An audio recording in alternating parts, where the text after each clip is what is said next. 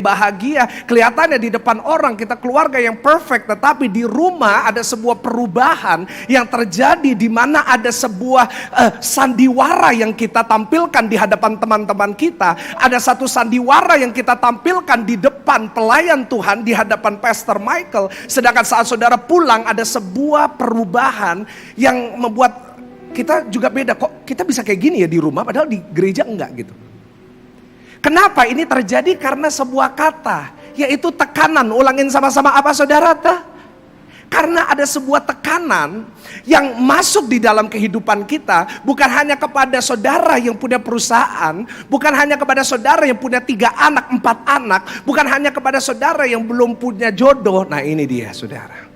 Tekanannya tinggi bagi anak-anak muda yang gak punya jodoh hari-hari ini. Bukan hanya saudara yang kuliah dan gak tahu mau kerja apa setelah kuliah. Melihat UMR segini dan nanti kalau sudah lulus pengeluaran banyak.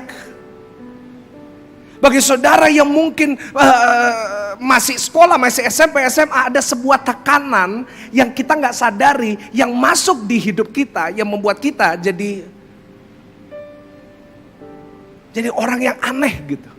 Jadi orang yang suka emosian, jadi orang yang suka marah, jadi orang yang gak pernah ngalamin damai dalam hidupnya, jadi orang yang gak pernah ngalamin sukacita gitu.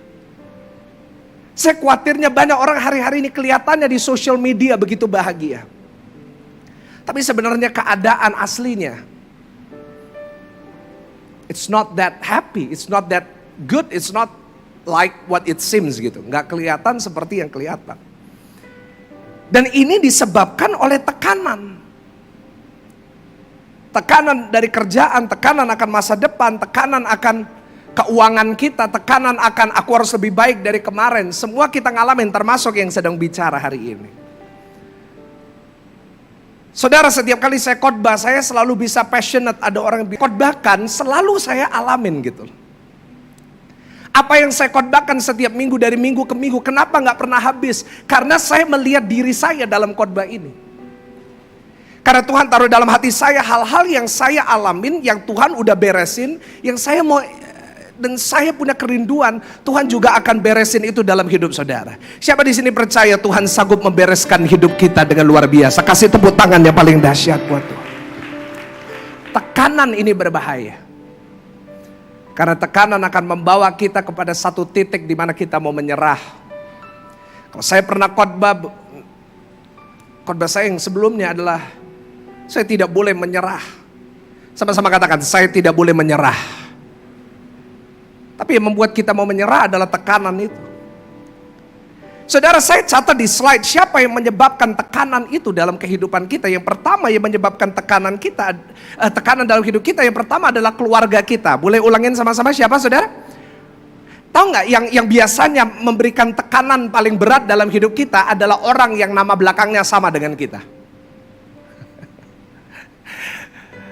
Kadang-kadang keluarga kita, pasangan kita, anak kita, orang tua kita memberikan tekanan kepada keluarganya sendiri yang mereka nggak sadari, yang menyebabkan banyak orang akhirnya ngalamin depresi. Tahukah saudara bahwa akhir-akhir ini tingkat orang yang ke psikiater, tingkat orang yang depresi, gelisah itu meningkat tajam. Secara statistik 3 dari 10 orang di sebuah ruangan mengalami 1 atau 2 masalah mental. Itu akhir-akhir ini. Kalau kita bicara statistik. Kenapa ada tekanan dari keluarga? Saya ketemu dengan anak-anak muda, ganteng, keren. Tapi setiap hari gak pernah bisa berhenti minum antidepresan. Dia gak bisa bangun kalau dia gak minum obat antidepresan. Usia 22 Pak. Kurus ya, kenapa saya tekankan kurus? Karena saya nggak bisa kurus saudara ya kan. Dia kurus, keren, ganteng, rambutnya tebel gitu. Tapi depresi gitu. Saya lihat bapak-bapak, wah kelihatannya keren, tetapi mereka nggak bisa tidur kalau malam. Inilah kenyataan yang terjadi. Kadang-kadang orang yang nama belakangnya sama dengan kita memberikan tekanan paling besar. Orang tua terhadap anak, anak terhadap orang tua. Anaknya temanku bisa kayak gini, kenapa papa nggak bisa? Saya dengar dari salah seorang sahabat saya, dia punya satu bisnis yang kalau saya sebut namanya saudara pasti tahu. Dia bilang dengan nyata bahwa anaknya jadi kecewa sama papanya dia. Karena anaknya setiap hari lihat TikTok dan lihat rumahnya artis seperti istana sedangkan rumahnya enggak. Marah sama papanya, masih umur 9. Tekanannya begitu tinggi. Karena anak-anak muda hari ini enggak belajar dari Alkitab, belajarnya dari TikTok saudara. Mereka lihat begitu banyak orang sehingga tekanan terhadap orang tua. Pak, kenapa papa nggak bisa kayak gini? Pak, kenapa kok mama nggak bisa kayak gini? Tekanan dari pasangan kita. Kenapa hidup kita dari dulu sekarang sampai selamanya sama aja? Kenapa mobil kita nggak ganti-ganti? Dari dulu mobil ini udah mogokan terus tetap mobil ini. Nah sih. Yang kedua yang menyebabkan tekanan adalah komunitas kita. Siapa yang berkumpul dengan saudara?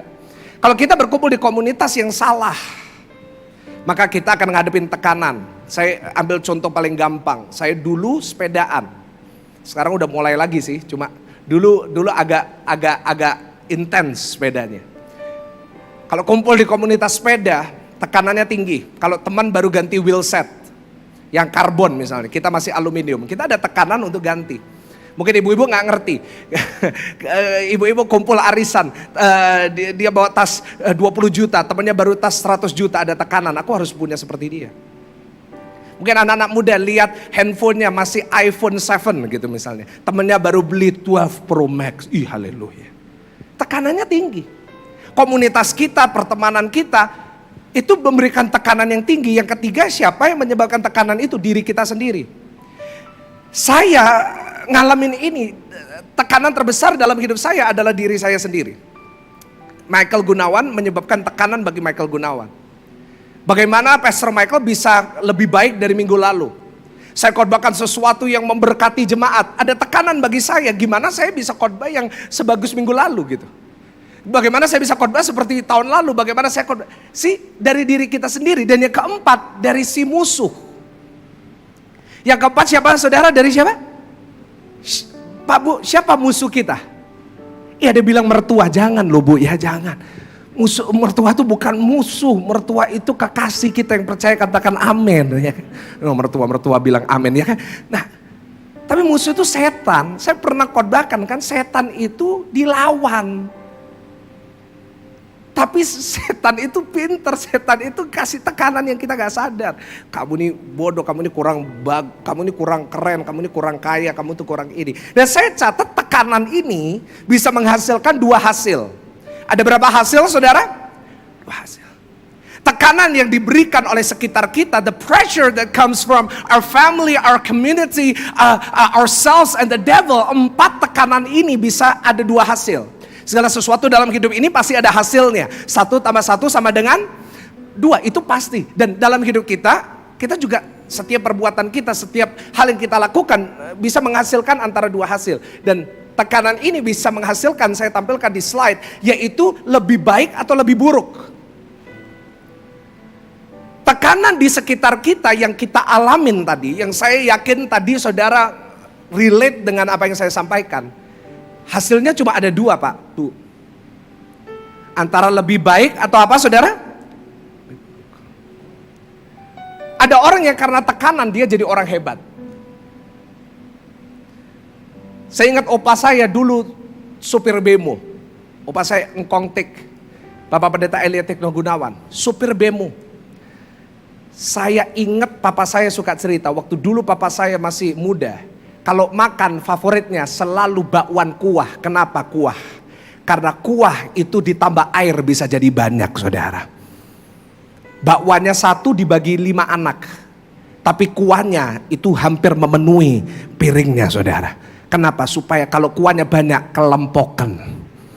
Itu bahasa Surabaya, kelempokan. Bagi yang di Jerman kelempokan itu kekenyangan ya kan. Kenyang dengan air gitu maksudnya. Dulu opa saya ngalamin tekanan. Supir bemo, bayangin jadi supir bemo. Tapi karena tekanan itu dia bisa jadi seorang hamba Tuhan yang luar biasa. Saya ngalamin banyak tekanan, untung hasilnya baik. Tapi mohon maaf, banyak orang ngalamin tekanan, hasilnya hancur, hasilnya selingkuh, hasilnya lari dari rumah, hasilnya jadi orang yang punya mental health issues gitu. Hari ini saya mau membahas dari Alkitab seorang wanita yang mengalami satu tekanan yang begitu tinggi. Kasian banget wanita ini.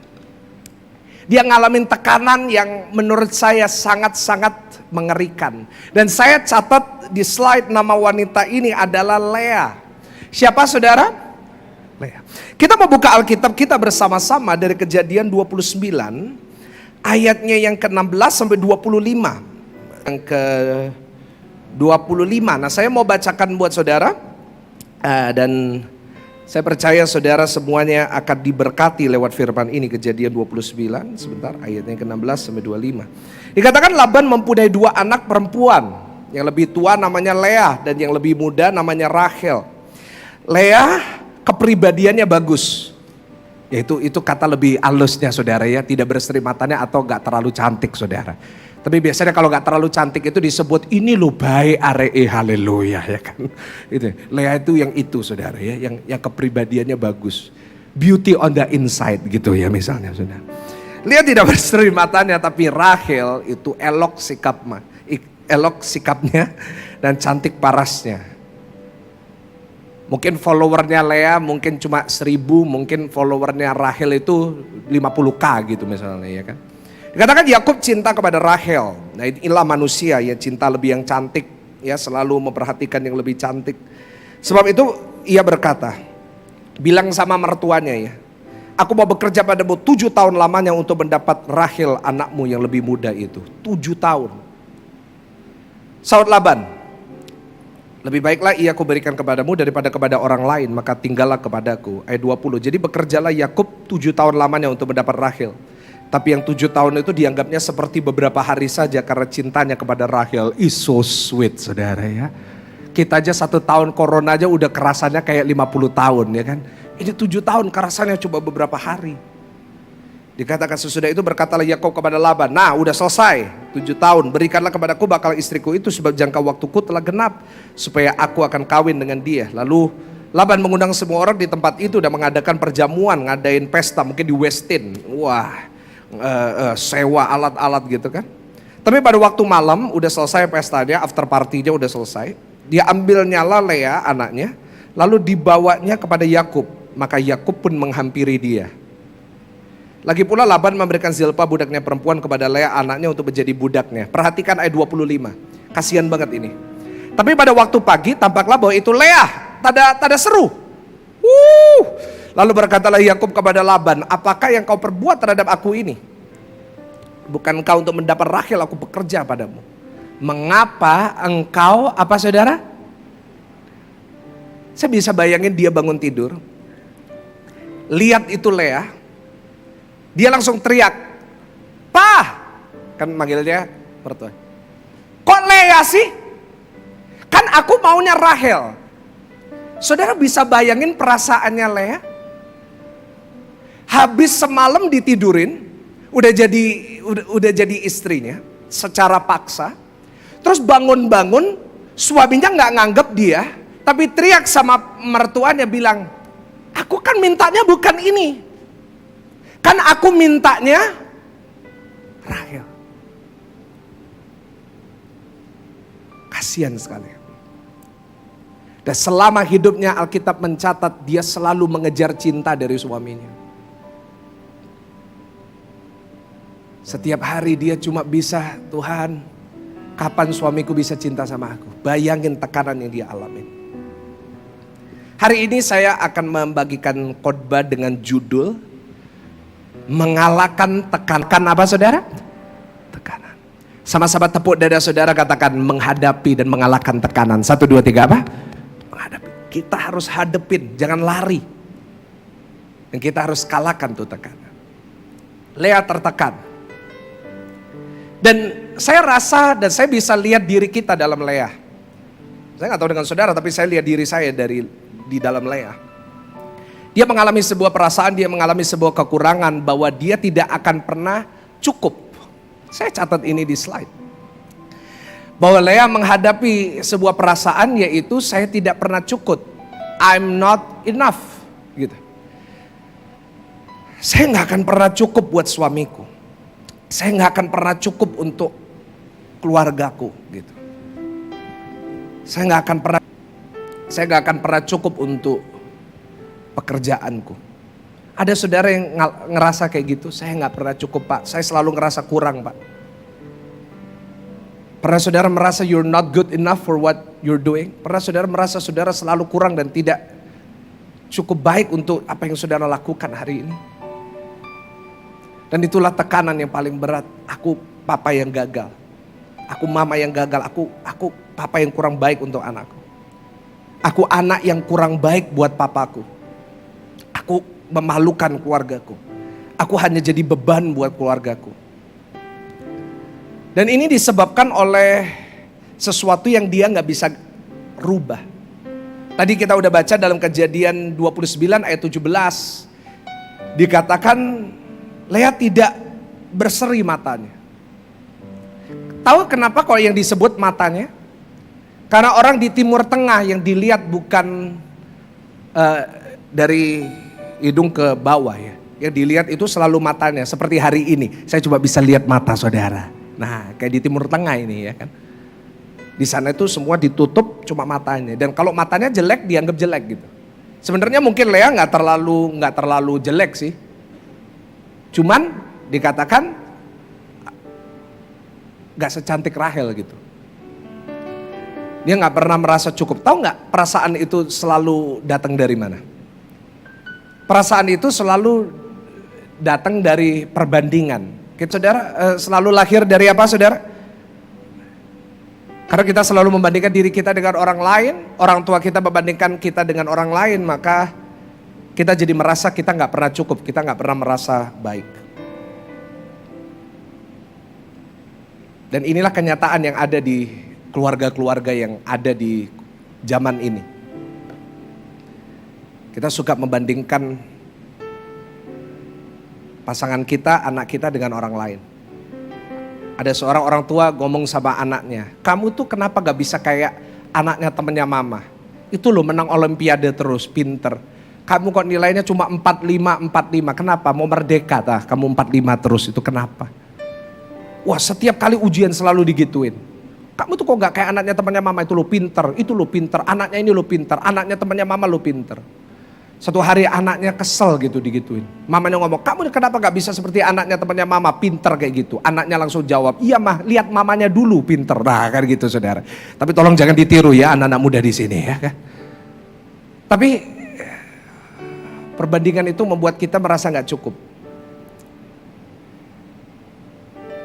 Tahu gak banyak anak-anak muda sekarang lari ke free sex, kenapa? Saya ngobrol dengan banyak anak-anak muda ya. Saya tuh suka ngobrol dengan anak muda, mereka cerita semuanya. Kenapa mereka lari ke vape, kenapa mereka lari ke seks bebas, kenapa mereka sampai lari ke karena mereka nggak pernah merasa cukup di rumah gitu. Bapak-bapak dan ibu-ibu di sini yang punya anak ya, kalau anak saudara nggak pernah merasa cukup di rumah, dia akan mencari rasa cukup itu di sekolah gitu, di teman-temannya. Kenapa banyak anak-anak muda sekarang datang sama saya, anak-anak muda mereka bilang, kok aku udah hamil di luar nikah, kok aku udah kehilangan keperawananku, kok aku udah hidupnya udah nggak ada gunanya, aku merasa kotor. Kenapa? Mereka nggak pernah merasa cukup di rumah. Tapi saat ada seseorang membuat mereka merasa cukup, mereka lari di situ, jadi pelarian. Saudara Lea kasihan, dia ditolak, dia dibandingkan. Lea nggak secantik adiknya. Dia dipandang sebelah mata setiap kali ada laki-laki datang ke rumah yang dilihat Rahel bukan Lea. Ada saudara di sini merasa saudara dipandang sebelah mata oleh keluarga saudara. Saudara merasa dipandang sebelah mata oleh mertua saudara karena saudara nggak sekaya ipar saudara. Itu yang dirasakan sama Lea, dia dikawin paksa. Dan itu terjadi bukan karena salahnya dia gitu. It's not her problem gitu. Itu karena orang-orang di sekitarnya. Nah hari ini saya rasakan itu yang sedang terjadi di keluarga-keluarga Kristen. Saya mau tunjukkan kepada saudara sebagai penutup bagaimana kita bisa mengalahkan tekanan. Gimana kita nggak kalah dan kita hasilnya jadi baik. Saya akan tunjukkan kepada saudara ada dua cara bagaimana si Lea bisa mengalahkan tekanan. Yang pertama kita baca dalam Kejadian 29 ayatnya yang ke-32. Kejadian pasalnya ke-29 ayat yang ke-32. Perhatikan ayat ini karena ayat ini merupakan ayat yang penting untuk kita ketahui. Lea mengandung lalu melahirkan seorang anak laki-laki dan menamai Ruben, sebab katanya sesungguhnya Tuhan telah memperhatikan kesengsaraanku. Sekarang tentulah aku akan dicintai oleh suamiku. Ini kesalahannya yang saya tunjukkan kepada saudara. Inilah reaksi banyak orang saat menghadapi tekanan. Tapi nanti saya tunjukkan solusinya. Saya langsung tunjukkan aja, spoiler. Yang pertama, bagaimana kita menghadapi tekanan. Yaitu kita harus memiliki pengharapan yang tepat. Coba bisa ditampilkan ayat 32 lagi. Coba kita perhatikan ayat ini, saudara bisa lihat di screen di atas, yang di rumah lihat screen ini.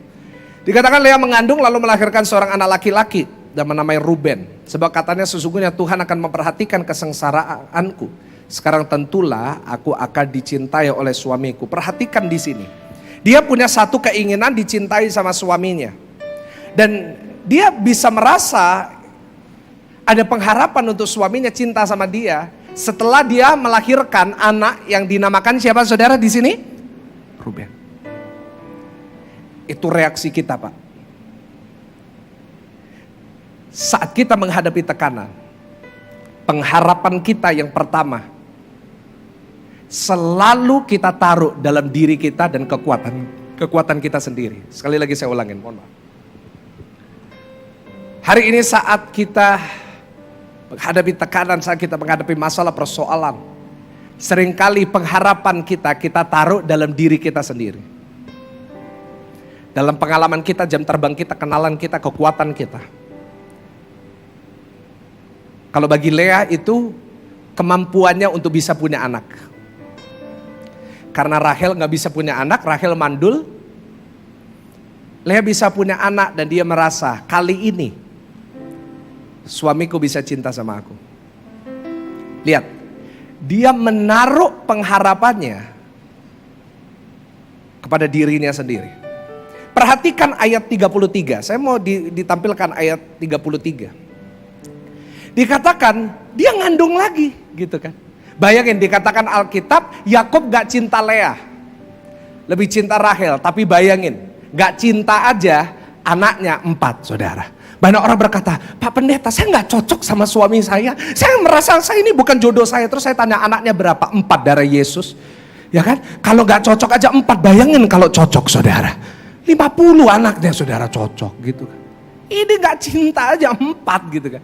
Nah, coba ayat 33. Mengandung pula ia lalu melahirkan lagi anak laki-laki. Maka ia berkata, sesungguhnya Tuhan telah mendengar bahwa aku gak dicintai. Lalu diberikan pula anak ini kepadaku. Menamakan anak itu Simeon. Di sini yang kedua menunjukkan kalau kita menghadapi tekanan. Yang pertama yang kita taruh pengharapan kepada siapa, saudara? Diri kita, kekuatan kita. Yang kedua kita menaruh pengharapan di orang lain.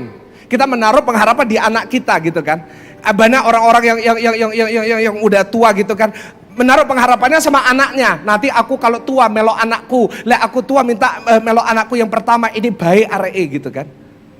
Tapi nanti pasangannya nggak baik jadi yang kedua gitu. Kita setelah mengharapkan kepada diri kita, kekuatan kita menaruh kepada orang lain. Lea menaruh kepada anaknya, namanya Simeon. Aduh gitu. Ini muter aja, saudara. Karena ada pengharapan kita taruh kepada diri kita sendiri dan kepada orang lain. Saya catat, seringkali saat kita menghadapi tekanan, kita menaruh pengharapan kita di tempat yang salah, sasarannya salah. Kenapa? Karena kita menaruh pengharapan kita kepada diri kita dan manusia gitu. Kita berharapnya sama keluarga kita berharapnya sama sepupu kita berharapnya sama orang-orang di sekitar kita. Kita berharap gitu. Kita berharapnya sama hal-hal yang kita bisa lakukan dengan kekuatan kita. Tahukah saudara bahwa kalau hari ini tempat pengharapan kita di tempat yang salah, saat kita menghadapi tekanan maka hasilnya pasti tidak baik. Kenapa? Karena saat kita menaruh pengharapan kita kepada manusia, kepada diri kita sendiri, seringkali kita menghadapi yang namanya kekecewaan. Menghadapi apa, saudara? Kekecewaan. Coba baca ayat 34. Coba tolong dibuka ayat 3. Dia udah punya anak yang pertama Ruben, dia punya anak yang kedua namanya Simeon. Dia berkata, kali ini suamiku akan cinta sama aku. Perhatikan ayat yang ketiga, bayangin anak yang ketiga lahir lagi, maka mengandung pula lah ia. Lalu melahirkan seorang anak laki-laki, maka ia berkata, sekali ini suamiku akan lebih erat kepadaku karena aku telah melahirkan 3 anak laki-laki baginya. Lihat. Yang ketiga, seringkali kita menaruh pengharapan kita sama hasil yang udah kita lahirkan. Kita menaruh pengharapan kita sama prestasi kita. Dan biasanya prestasi itu selalu di masa lalu. Kita menaruh pengharapan kita sama hal yang kita udah bangun sebelumnya. Tabungan kita, posisi kita, influence kita.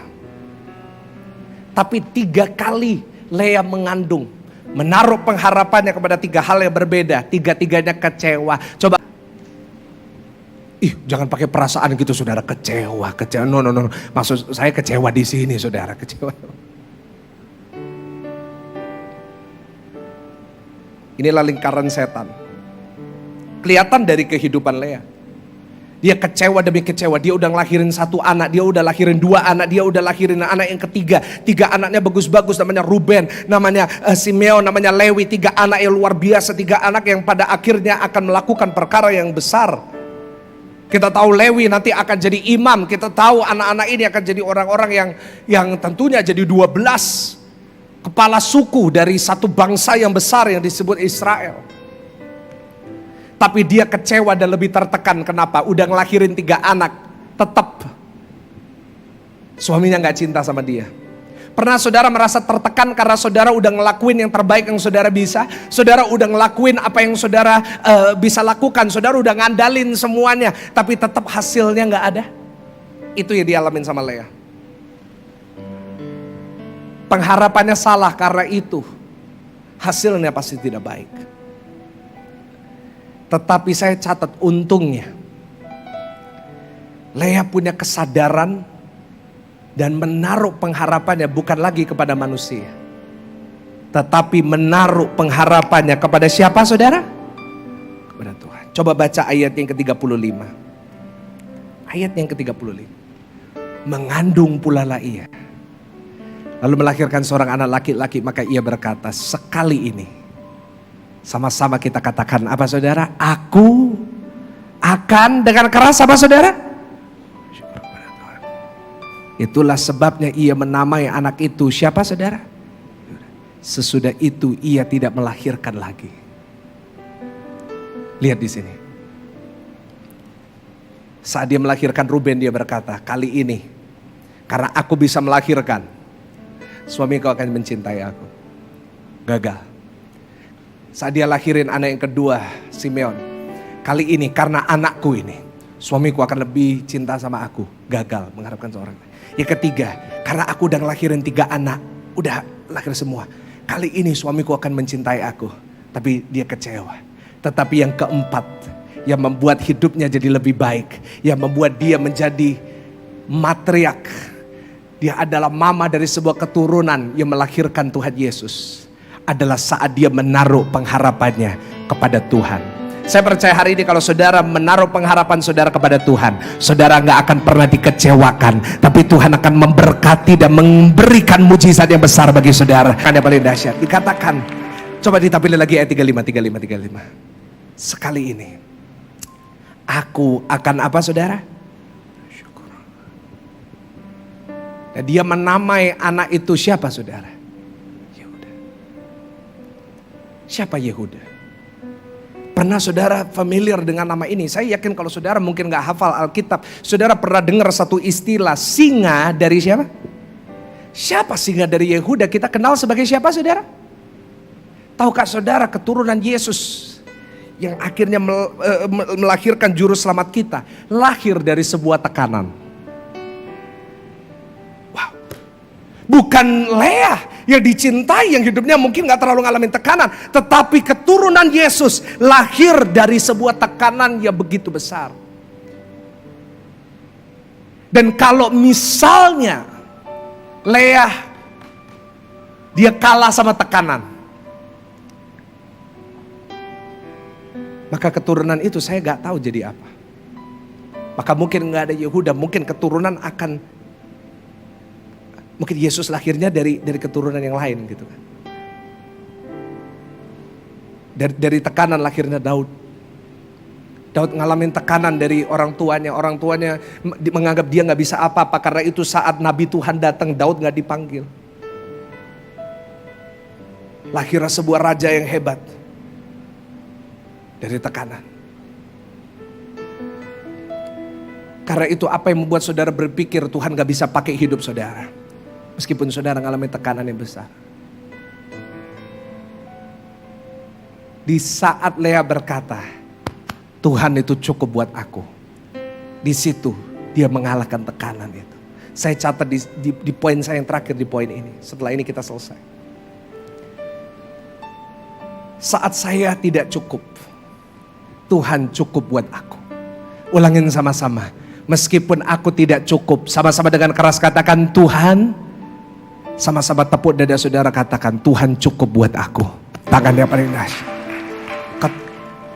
Silsilah Yesus lahir dari tekanan yang tinggi.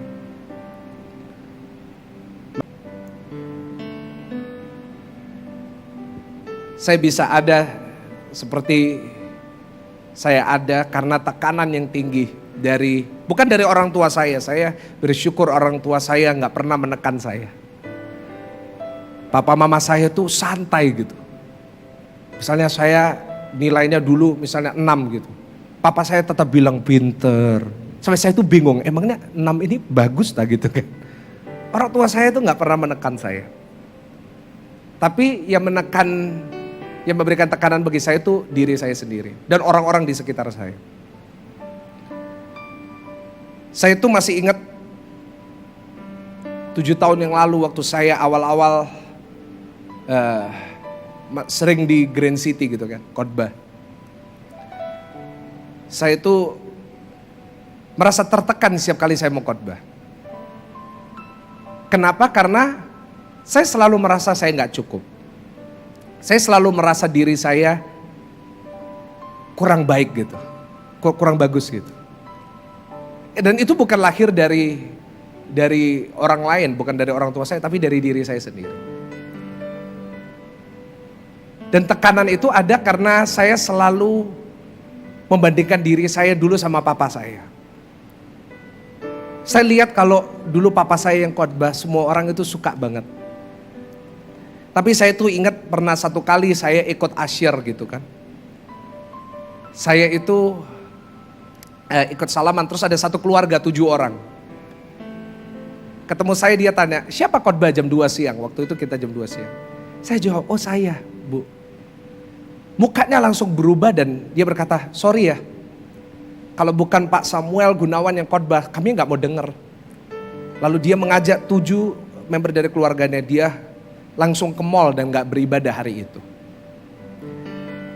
Saya ingat waktu saya pernah naik ke atas mimbar, begitu saya naik ke atas mimbar,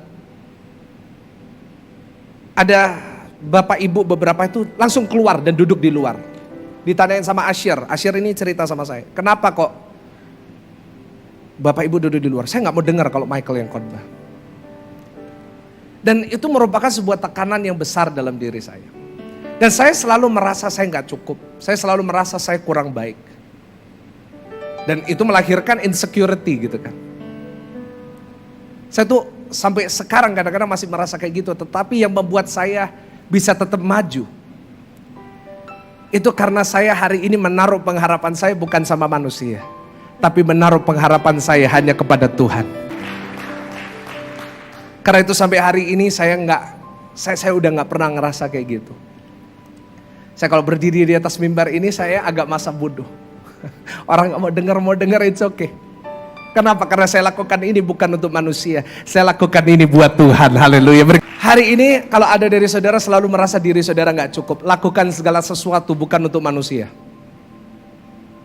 Lakukan itu buat siapa? Oh, if you do that Pak, Kalau saudara berbisnis bukan untuk impress your friends gitu kan. Kalau anak-anak muda di sini, you buy things not to impress your friends, you do things not to impress other people. Kalau saudara lakuin bukan untuk membuktikan diri saudara sama orang lain. Saudara bukan bekerja untuk membuktikan diri saudara sama mertua, sama orang-orang yang dulu meremehkan saudara. Kalau saudara lakukan segala sesuatu buat Tuhan, seperti Lea, dia berkata, kali ini aku akan bersyukur kepada Tuhan. Dia melakukan itu buat Tuhan, maka saya percaya setiap kita bukan kalah sama tekanan, tapi kita akan bangkit menjadi lebih dari pemenang yang melakukan perkara yang dahsyat, yang menjadi perubahan di generasi ini. Saya berdoa gak ada saudara yang mendengarkan firman ini yang kalah sama tekanan. Yang setuju boleh katakan amin. Dan yang kedua, yang terakhir, pemain musik silakan naik. Kejadian 29 ayat yang ke-35. Kejadian 29 ayat yang ke-35. Sama-sama, karena ini ayat terakhir, kita baca bersama-sama dengan keras. 1, 2, 3. Mengandung pulalah ia, lalu melahirkan seorang anak laki-laki. Maka ia berkata, sekali ini aku akan bersyukur kepada Tuhan. Yang kedua saudara, kalau yang pertama kita belajar gimana Lea menghadapi tekanan, gimana akhirnya keturunannya bisa melahirkan juru selamat, melahirkan Raja Daud, melahirkan Tuhan Yesus dari keturunan Yehuda. Gimana? Yang pertama adalah memiliki pengharapan yang tepat. Yang kedua, memiliki cara berperang yang benar. Ulangin sama-sama dengan saya. Lea memiliki apa saudara? Cara berperang yang benar. Cara perangnya benar. Cara perangnya gimana? Buka lagi ayat 35. Buka lagi ayat 35. Dia katakan sekali lagi, sekali ini aku akan apa saudara? Bersyukur. Cara berperangnya apa? Dikatakan bersyukur. Bersyukur dalam terjemahan aslinya pakai kata yada. Yada artinya, bisa ditampilkan, mengirim pujian dan syukur kepada Tuhan. Ulangin sama-sama, mengirim apa saudara? Pujian dan syukur. Dalam terjemahan aslinya dikatakan shoot, tembak gitu, mengirim. Artinya ada sebuah passion, ada sebuah tekanan dari dalam, bukan tekanan dari luar, tapi tekanan dari dalam yang keluar, menyerukan pujian dan syukur kepada Tuhan. Wow, ini cara berperang yang benar. Lea tidak lagi berperang dengan dia bisa mengandung. Lea tidak lagi berperang dengan kecantikannya. Dia gak lagi berperang dengan kekuatannya, tapi dia berperang dengan pujiannya. Saya catat sebagai slide terakhir, kita mempersiapkan diri kita untuk memberikan persembahan yang terbaik buat Tuhan. Hari ini belajar untuk tidak berperang dengan kekuatan kita. Don't fight with your strength. Jangan berperang dengan kekuatan saudara, tapi berperang dengan doa kita. Yang percaya boleh katakan amin. Sama-sama tepuk dada saudara, aku harus berperang dengan doaku. Jangan berperang dengan kekuatanmu, Pak, Bu.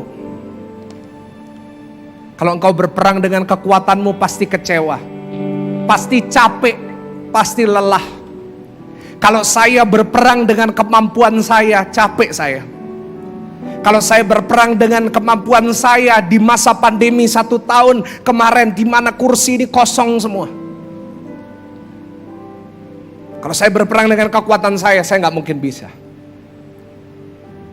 Kalau saya berperang dengan kekuatan saya untuk kita bisa terus beribadah di tempat ini, kalau saya bisa menghadapi masa-masa di mana ada kenaikan ini, kenaikan itu, kita harus keluar ini, keluar itu, dan saya tetap berdiri hari ini, itu bukan karena saya berperang dengan kekuatan saya, karena Pastor Michael cannot do anything. Tapi saya berperang dengan doa saya berperang dengan syukur saya berperang dengan pujian saya. Pertanyaan saya, bagaimana saudara berperang? Apa saudara berperang dengan doamu? Apakah saudara berperang dengan syukurmu? Apakah engkau berperang dengan pujianmu? Atau engkau berperang dengan kekuatanmu? Saya percaya hari ini kalau saudara berperang dengan kekuatan Tuhan dalam diri saudara, kalau saudara berperang dengan pujianmu, kalau engkau berperang dengan syukurmu, setiap hari Minggu engkau tersungkur di bawah kaki Tuhan, berkata, Tuhan, aku gak bisa, Tuhan, aku gak mampu, Tuhan, aku gak bisa melakukan ini tanpa Tuhan. Maka saya percaya roh di dalam kita lebih besar daripada di dunia ini. Maka saya percaya apa yang saudara hadapi tidak melebihi kekuatanmu, maka engkau akan muncul lebih dari pemenang. Hari ini jangan mau kalah sama tekanan, Pak. Saya tahu akan menghadapi masa-masa sulit. Saya tahu berita buruk, saya tahu berita menakutkan. Tetapi saya percaya orang yang punya kekuatan Tuhan dalam dirinya, orang yang punya Roh Kudus sebagai penolong, orang yang punya Roh Kudus sebagai penghibur, dia gak akan kalah sama tekanan. Dia gak akan bunuh diri, dia gak akan lari, dia gak akan depresi, dia gak akan gelisah, dia gak akan lari dari rumah dia. Tetapi orang yang punya kekuatan Tuhan dalam dirinya pasti menang. Sama-sama katakan, aku pasti menang. Sama-sama pakai tangannya katakan, aku pasti menang. Yang dahsyat, saya mau berdoa buat saudara. Tuhan, hamba-Mu mau berdoa buat setiap jemaat-Mu. Pejamkan mata saudara sebentar. Mungkin ada mereka yang merasa mereka tidak cukup. Mungkin ada mereka yang merasa mereka selalu kurang. Mungkin ada mereka yang merasa mereka bukan ayah yang baik. Mungkin mereka merasa menjadi anak yang mengecewakan orang tuanya. Mungkin mereka merasa seperti orang gagal. Tetapi hari ini hamba-Mu berdoa buat mereka. Biar hari ini mereka menaruh pengharapannya bukan kepada kekuatannya. Dengar sobat, kalau engkau hari ini merasa engkau gagal, ingat apa yang Tuhan pikirkan tentang dirimu. Dia lihat dirimu seperti yang saya khotbahkan tentang Gideon. Dia melihat dirimu sebagai seorang pemenang. Jangan kau mau ditipu sama setan yang berkata kau gagal, kau gak bisa apa-apa. No. Di hadapan Tuhan kau pahlawan yang gagah perkasa yang melakukan perkara yang dahsyat. Tuhan, hari ini hamba-Mu berdoa buat setiap mereka yang mungkin sedang tertekan karena keuangan mereka. Hamba-Mu percaya bahwa Tuhan tidak akan pernah membiarkan mereka sendiri. Tuhan tidak akan pernah membiarkan kami jatuh sampai tergeletak. Mungkin kami ada jatuhnya, mungkin kami ada terpelesetnya, mungkin kami hampir jatuh, tetapi tidak pernah tergeletak. Hamba-Mu berdoa buat mereka yang sedang menghadapi masalah di rumah tangganya. Mungkin ada di ruangan ini memiliki keluarga yang dysfunctional, keluarga suami istri menghadapi satu hubungan yang sudah dingin, selalu marah, selalu hari ini hamba-Mu berdoa buat mereka Tuhan. Hamba-Mu berdoa buat setiap keluarga-keluarga di sini, biar Engkau yang pulihkan mereka. Hamba-Mu mau khusus berdoa buat anak-anak muda yang merasa insecure. Hamba-Mu berdoa buat anak-anak muda yang merasa diri mereka gagal, merasa dirinya gak punya masa depan. Hamba-Mu mau berdoa buat setiap anak-anak muda yang bingung tentang masa depannya. Gimana Pak, aku mau kerja gimana kok, aku mau punya masa depan. Dengar saya anak-anak muda, dengar saya baik-baik, khusus anak-anak muda. Saya dulu berada di posisimu di mana saya gak tahu masa depan saya gimana. Tetapi kalau hari ini engkau berperang bukan dengan kemampuanmu, kalau engkau berperang bukan dengan ijazahmu, kalau engkau berperang bukan dari pengalamanmu, tetapi engkau berperang bersama dengan Tuhan, maka tidak ada yang mustahil bagi Tuhan Yesus. Hamba-Mu sudah selesai berbicara Tuhan, tapi terus berbicara kepada setiap hati di ruangan ini. Biar ada kekuatan baru, ada sukacita baru, ada pengharapan baru yang Tuhan taruh di dalam diri setiap jemaat. Terima kasih untuk hadirat-Mu. Terima kasih untuk pesan-Mu. Biar pesan firman Tuhan ini gak sia-sia, tetapi menjadi benih yang terus bertumbuh dalam hati jemaat-Mu. Di dalam nama Tuhan Yesus, mari jemaat Tuhan yang sudah diberkati oleh firman Tuhan, sama-sama yang percaya kita katakan amin.